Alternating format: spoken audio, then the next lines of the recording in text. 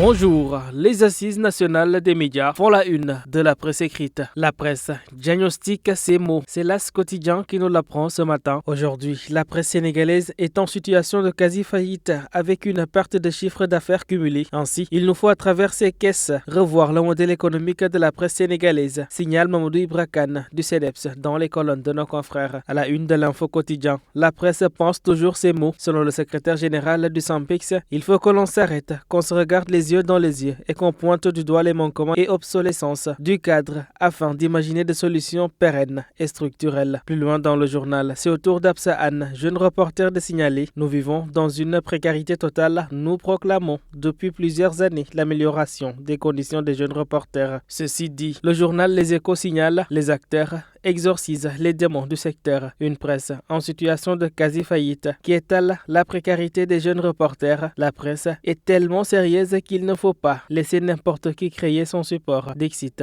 Mamadou Thior. Parlons de tout à fait autre chose avec Enquête quotidien qui évoque aujourd'hui l'affaire Ousmane Sonko et Juan Branco. Le pôle des avocats de l'État va ainsi rétablir la vérité juridique dans les affaires Sonko et Branco. Il le souhaite aussi mettre à nu une campagne internationale de dénigrement de l'État du Sénégal. Le pôle va ainsi se constituer dans les procédures concernant les dégradations, pertes et préjudices infligés à l'État qui se constitue partie civile. Vox Populi quotidien dans la même veine signale que pour les dégradations, pertes et préjudices infligés à l'État du Sénégal suite aux différentes manifestations, l'État se réserve ainsi le droit d'évaluer l'étendue du préjudice souffert du fait de ses agissements. Par lettre en date du 7 août 2023, l'agent judiciaire de l'État a informé le juge d'instruction selon les avocats de l'État. À la face de la tribune quotidien, Ousmane Sonko, après l'avoir privé de liberté, Macky Sall lorgne le patrimoine du leader de PASTEF, dixit la publication. En attendant, revenons sur Libération quotidien et Maître Juan Branco et ses interpellations qui continuent. Le lutteur Usine Dolé et un des contrôleurs des impôts arrêté, signale la publication. Le journal au papier noir de noter que le lutteur Salih Diomaye Diouf, de son vrai nom, et Mamadou Diop, contrôleur des impôts et domaines, ont été déférés au parquet en même temps que Ndiogulo, proche du maire de Sangalkam, déjà placé sous mandat de dépôt, Jamil Sané, le maire des Parcelles Assainies, extrait de prison, entendu par la SR, puis déféré encore. En politique, il est question du parrainage à la une d'Alerte quotidien. Pour cette bataille, c'est Habib Niang qui anticipe ce matin. 1000 photocopies de cartes d'électeurs qui ont été remis aux leaders politiques de la PR de Thiès par ses militants et sympathisants, à savoir les associations des charretiers, des maristes, des conducteurs et de ceux qui gravitent autour du garage de Cambérène, le regroupement des jeunes de maristes et l'association Force Vive de Guédiawaye en avant. D'après la publication, ce dernier a très vite compris que l'enjeu de cette présidentielle, d'où sa décision de prendre le devant pour préparer ainsi le terrain et ses milliards en vue du parrainage. À la une de Critique quotidien, les choix au risque du chef de l'État. Si Macky Sall tire le mauvais profil pour maintenir les chances de son clan de rempiler au pouvoir, ce sera la catastrophe pour ses lieutenants qui, en ordre de bataille, risquent ainsi de se tirer sur les pieds pour bénéficier de l'électorat de Benno Bokk Yakaar et pourquoi pas assouvir un destin personnel. Le point actuel de signaler que le camp du PM Amadou Ba affiche Doudouka, Abdou Karim Fofana, Pape Malick Ndour, Abdoulaye Seydou Sow, Cheikh Oumar Anne, entre autres. Ali Ngouille Ndiaye pour sa part et Moustapha Diop animent chacun un pôle. C'est le silence intrigant de Mame Mbaye Niang qui fait toujours parler. En tout cas, la bataille est feutrée entre trois blocs dans le gouvernement. Busby, le jour de son côté, évoque l'implication de 2 éléments de la gendarmerie dans une affaire de faux billets. Dans les colonnes de nos confrères, le haut commandant qui promet de laver l'honneur de ce corps d'élite. Selon TASS, c'est une tâche sur l'intégrité de cette institution. GI gêne, martèle Busby. Ainsi va donc la presse du jour. À toutes et à tous, une bonne lecture.